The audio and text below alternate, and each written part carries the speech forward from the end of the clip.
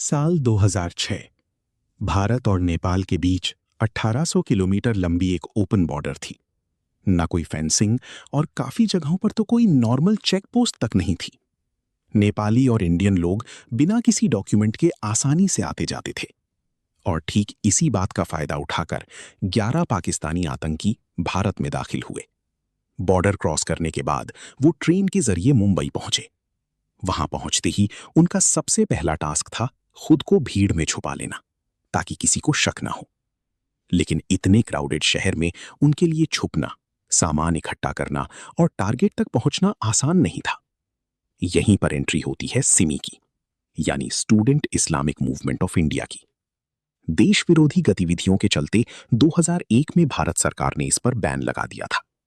लेकिन बैन होने के बाद इसके मेंबर्स अंडरग्राउंड हो गए और एक हिडन स्लीपर सेल नेटवर्क बन गया, जो आगे चलकर आईएसआई के हवाले पर काम करने लगा। सिमी के लोकल मुजाहिदीन इन आतंकियों को रिसीव करने पहुंचते हैं। इसके बाद इन्हें मुंबई के ईस्टर्न इलाके में मौजूद गोवंडी के शिवाजी नगर ले जाया जाता है। ये इलाका बहुत भीड़ भाड़ वाला है, इसीलिए यहाँ किसी नए व्यक्ति पर आसानी से ध्यान नहीं जाता। यहाँ उन्हें मोहम्मद अली नाम के एक लोकल व्यक्ति के घर पर रखा जाता है। इन आतंकियों को ये सख्त हिदायत थी कि चाहे कुछ भी हो जाए, वो अपने कमरे से एक भी कदम बाहर नहीं निकलेंगे। इसके बाद 15 से 20 किलो आरडीएक्स पाकिस्तान से स्मगल करके गुजरात की कांडला पोस्ट पर उतारा गया। वहां से इसे ट्रकों में छुपाकर सड़क के रास्ते मुंबई लाया गया। इसके बाद सिमी की स्लीपर सेल्स एक्टिवेट हुए। ये लोग मुंबई की भीड़ भाड़ वाली मार्केट में गए। वहां से उन्होंने फर्टिलाइजर के नाम पर भारी मात्रा में अमोनियम नाइट्रेट खरीदा। इसके बाद वो बर्तनों की अलग अलग दुकानों पर गए और वहां से उन्होंने 7 नए प्रेशर कुकर खरीदे। साथ ही उन्होंने रेक्सीन की बड़ी बैग्स, एनालॉग घड़ियां, छतरियां और वायर भी खरीदे, ताकि बारिश के मौसम में किसी आम मुंबईकर जैसा दिखा जा सके और कोई भी उन पर शक ना करे। जब ये सारा सामान गोवंडी के उस बंद कमरे में पहुंचा, तब पाकिस्तानी आतंकियों ने अपना असली काम शुरू किया।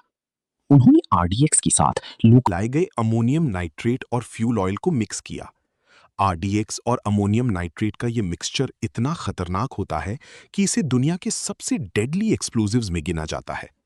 इसके बाद इस बारूद को प्रेशर कुकर में ठूस ठूस कर भर दिया गया। लेकिन आतंकियों का मकसद सिर्फ ब्लास्ट करना नहीं था। उनका मकसद था कि जितनी ज्यादा से ज्यादा हो सके उतनी जाने जाएं। इसके लिए उन्होंने हर कुकर के अंदर सैकड़ों लोहे की कीलें भर दी। उन्हें पता था कि जब ये कुकर फटेगा तो लोहे की ये कीलें बंदूक की गोली से भी तेज रफ्तार से निकलकर सीधा लोगों के शरीर के आर पार हो जाएंगी। 11 जुलाई 2006 की दोपहर आतंकियों ने 7 अलग अलग टीमें बनाई। हर टीम में 2 लोग थे। एक पाकिस्तानी आतंकी जिसके पास रेक्सीन बैग था, और एक लोकल गाइड जिसका काम था भीड़ में रास्ता दिखाना और सही ट्रेन तक पहुंचाना। मुंबई की भीड़ का फायदा उठाते हुए इन 7 टीमों ने अलग अलग टैक्सियां पकड़ी और सीधे साउथ मुंबई की चर्च गेट स्टेशन की तरफ निकल पड़े। शाम के करीब 5:30 बज रहे थे। चर्च गेट पर ऑफिस से लौटने वाले मुसाफिरों की भीड़ जमा होने लगी थी। इसके बाद मेन एंट्रेंस की बजाय आतंकियों ने स्टेशन के सबवे का इस्तेमाल किया और सीधे प्लेटफॉर्म तक पहुंच गए। और ठीक 6 बजे के आसपास ये सातों ग्रुप सबर्ब्स की तरफ जाने वाली अलग अलग ट्रेनों की फर्स्ट क्लास डिब्बों में सवार हो गई। वेस्टर्न लाइन का फर्स्ट क्लास कंपार्टमेंट आमतौर पर मुंबई की टॉप प्रोफेशनल्स और मिडिल अपर क्लास बिजनेसमैन से भरा होता है, और यही लोग इन आतंकियों का मेन टारगेट थे। ट्रेन चलने के बाद उन्होंने अपना बैग ओवरहेड लगेज रैक पर रखा, और जैसे ही ट्रेन अगले स्टेशन पर पहुंची, वो आतंकी ट्रेन से उतर गए और भीड़ में गायब हो गए। लेकिन यहां प्लान में एक बड़ी चूक हो गई। एक आतंकी शाम की इस भयानक भीड़ की वजह से दरवाजे तक नहीं पहुंच पाया और उसी डिब्बे में फंसा रह गया। बाकी बचे आतंकियों के उतरने के बाद वेस्टर्न लाइन की वो 6 ट्रेनें अपनी मंजिल की तरफ बढ़ने लगी। शाम की 6:30 हो चुकी थी। बारिश की वजह से मुंबई का आसमान धुंधला हो चुका था। फर्स्ट क्लास कंपार्टमेंट पूरी तरह पैक थी। ऑफिस से थकी हुई यात्री खिड़की के बाहर बारिश देख रहे थे। सब कुछ बिल्कुल नॉर्मल था। खार रोड स्टेशन बस आने ही वाला था कि ठीक 6:24 पर पहला धमाका हुआ। ब्लास्ट का इंपैक्ट इतना भयानक था कि फर्स्ट क्लास कोच की लोहे की छत और दीवारें किसी कागज की तरह उखड़ गई। ट्रेन की पहिए पटरी से उतर गए और कोच एक भयानक आवाज के साथ घिसटता हुआ रुक गया। लेकिन इससे पहले कि कोई कुछ समझ पाता, उसी मिनट यानी 6:24 पर ही बांद्रा और खार रोड स्टेशनों के बीच गुजर रही एक और ट्रेन में दूसरा धमाका हुआ। यानी एक ही मिनट के अंदर दो अलग अलग ट्रेनें तबाह हो चुकी थीं। मुंबई का सिस्टम अभी कुछ समझने की कोशिश कर ही रहा था कि ठीक अगले ही मिनट 6:25 पर जोगेश्वरी स्टेशन के पास एक तीसरा धमाका हुआ और सिर्फ 2 मिनट के अंदर 3 भरी हुई ट्रेनें आग का शिकार हो चुकी थीं।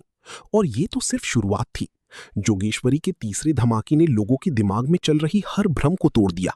जैसे ही खबर आना शुरू हुई कि एक के बाद एक ट्रेनों में लगातार धमाके हो रहे हैं, तो हर एक के जहन में 13 साल पुराना वही खौफनाक मंजर जिंदा हो गया जब 12 मार्च 1993 को मुंबई में सीरियल ब्लास्ट हुए थे।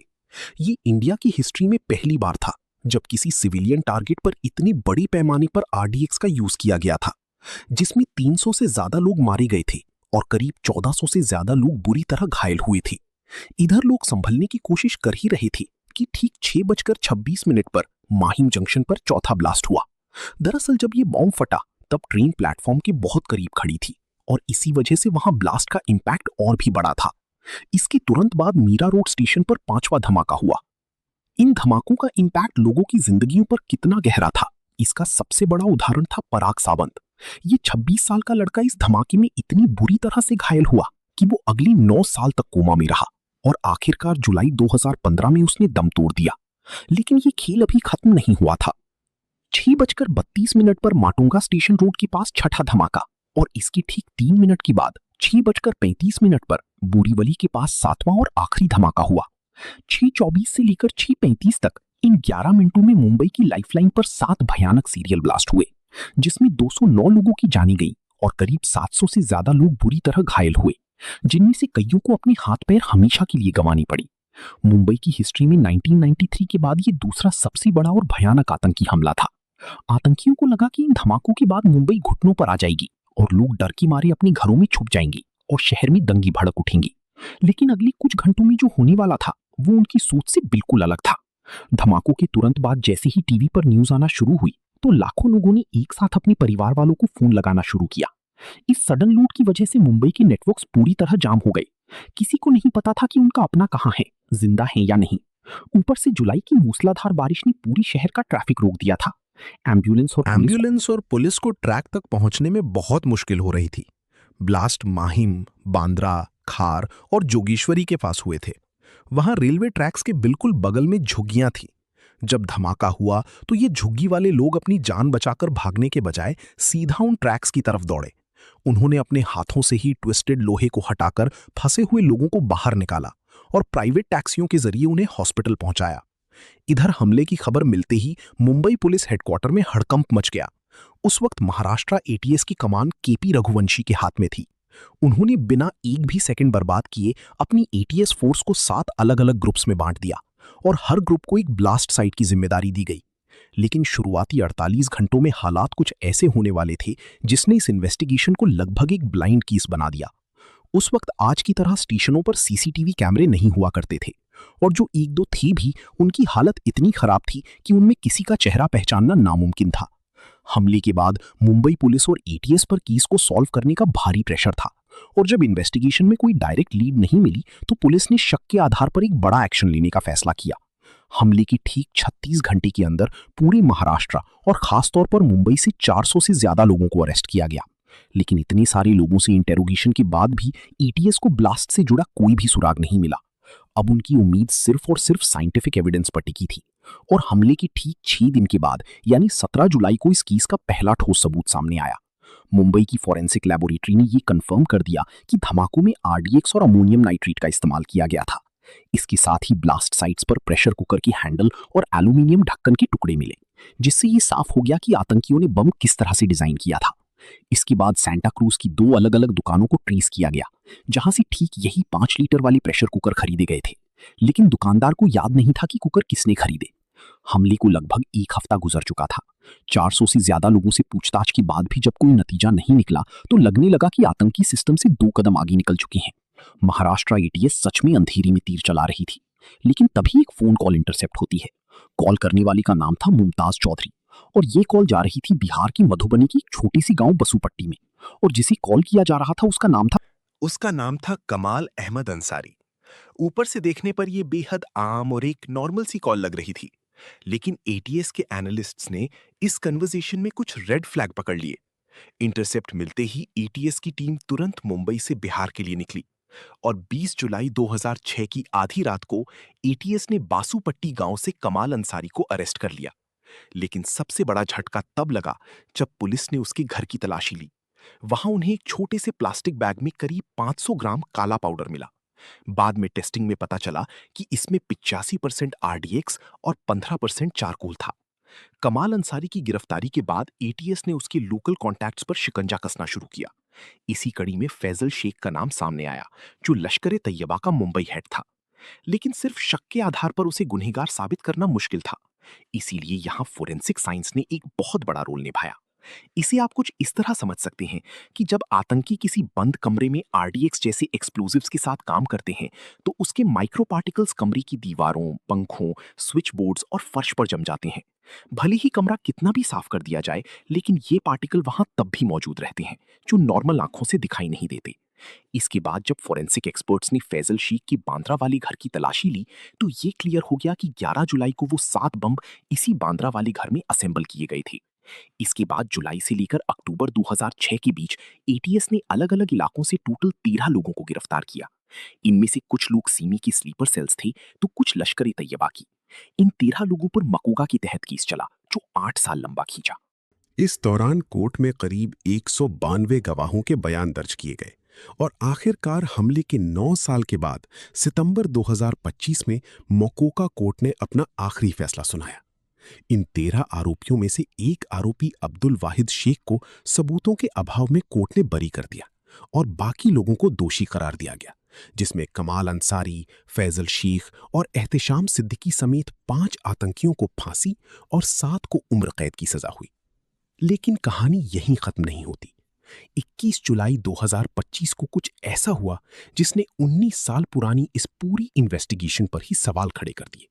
बॉम्बे हाई कोर्ट ने एक बड़ा फैसला सुनाया और ये सारी 12 की 12 अक्यूज्ड बरी कर दिए गए। कोर्ट ने एटीएस की इन्वेस्टिगेशन की काफी आलोचना की। कोर्ट ने यह साफ कहा कि प्रोसिक्यूशन अपना आरोप साबित करने में फेल रहा है।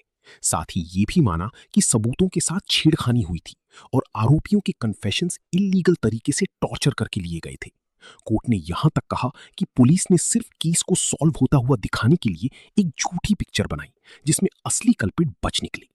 इस फैसले के आते ही महाराष्ट्र सरकार तुरंत सुप्रीम कोर्ट पहुंची। हालांकि सुप्रीम कोर्ट ने इस जजमेंट पर स्टे जरूर लगाया, लेकिन कोर्ट ने महाराष्ट्र सरकार की वो मांग ठुकरा दी जिसमें आरोपियों को वापस अरेस्ट करने को कहा गया था। यानी इन 12 के 12 आरोपियों को जेल नहीं भेजा गया और ये केस अभी भी सुप्रीम कोर्ट में चल रहा है। ये 2006 की मुंबई ट्रेन ब्लास्ट कहानी का सबसे बड़ा ओपन एंडिंग है, जिसमें सिस्टम पूरी तरह से आतंकियों को पकड़ने में नाकाम रहा। और आज इतने सालों के बाद भी सिर्फ एक ही सवाल बचा है कि अगर इन 12 लोगों ने हमला नहीं किया, तो इतने सारे मासूम लोगों की जान लेने वाले वो आतंकी कहां गए।